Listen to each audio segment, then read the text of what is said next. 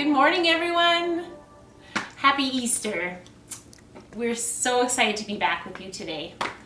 All week you've been reading and talking about Jesus' last days, how he washed the disciples' feet and shared a final meal with them, when he was betrayed by a friend and arrested, when he was nailed to the cross, died, and placed in a tomb.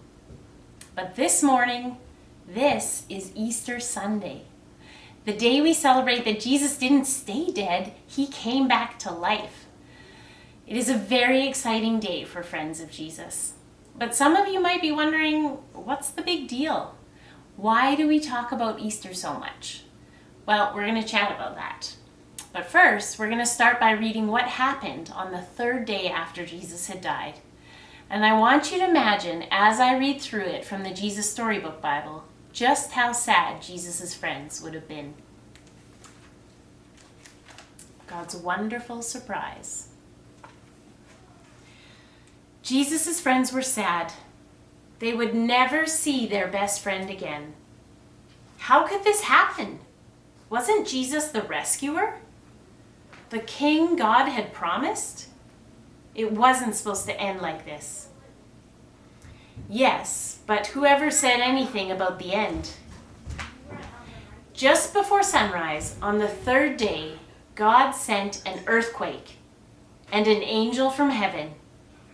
When the guards saw the angel, they fell down with fright.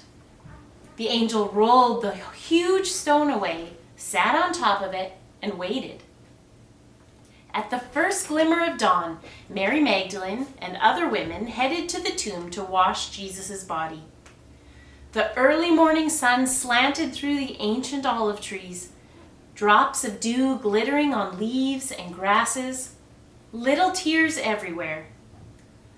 The friends walked quietly along the hilly path, through the olive groves, until they reached the tomb, and immediately noticed something odd.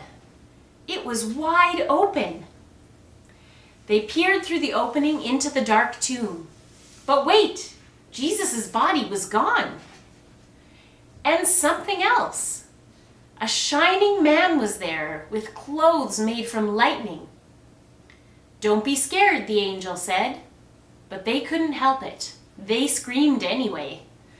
The angel asked them, "What are you doing here? This is a tomb. And tombs are for dead people." The women couldn't speak.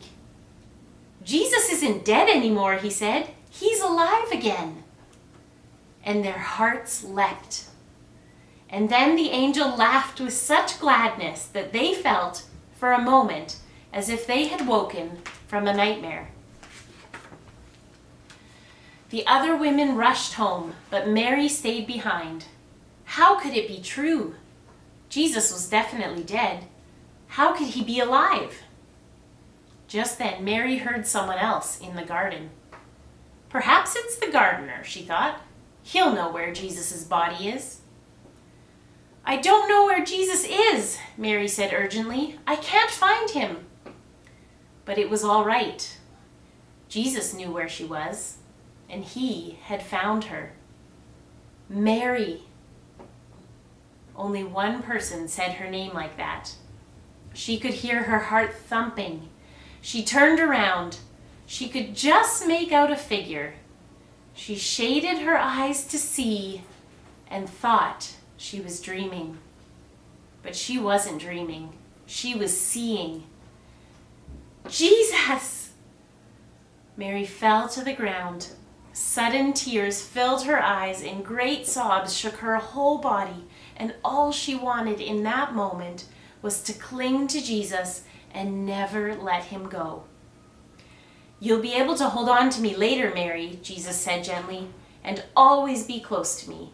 But for now, go and tell the others that I'm alive." Mary ran and ran all the way to the city. She had never run so fast or so far in all her life. She felt she could have run forever.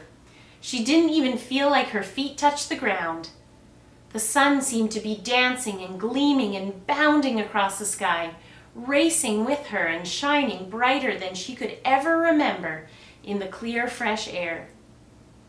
And it seemed to her that morning as she ran, almost as if the whole world had been made anew, almost as if the whole world was singing for joy. The trees, tiny sounds in the grass, the birds, her heart. Was God really making everything sad come untrue? Was he making even death come untrue?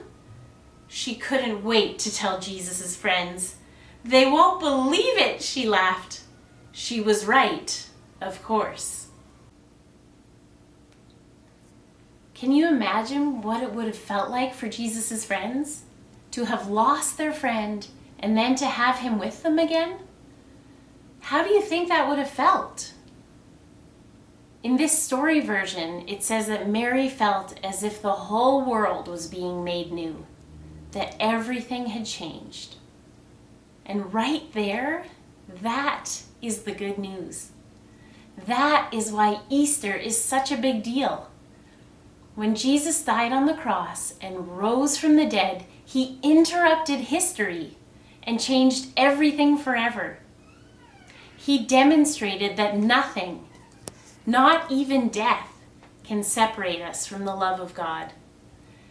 His resurrection gave us an invitation to a totally different sort of life, one where death and sin and hate have no power and the love of God is in charge.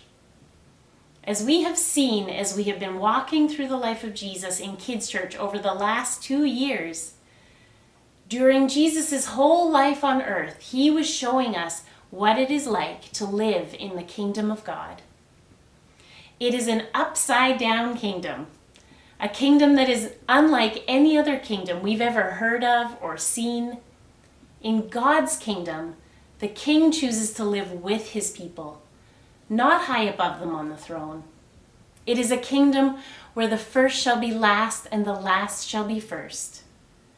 Luke 4 tells us that Jesus came to bring the good news of this new kingdom to the poor, to proclaim freedom for the prisoners, sight for the blind, and to set the oppressed free. This is the kingdom that Jesus brought us here on Easter Sunday. He invites us to live in this new kingdom. And we don't have to wait until heaven for it.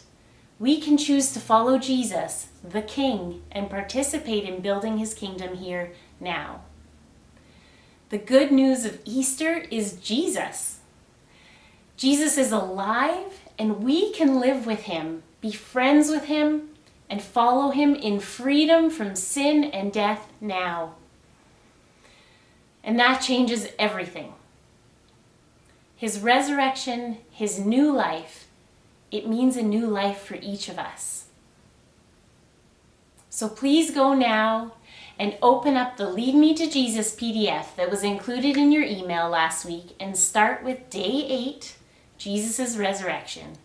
There's a fun activity that you can do together as a family as you talk about what this day means. We'll see you next week. Thanks for joining us again. Bye, everybody.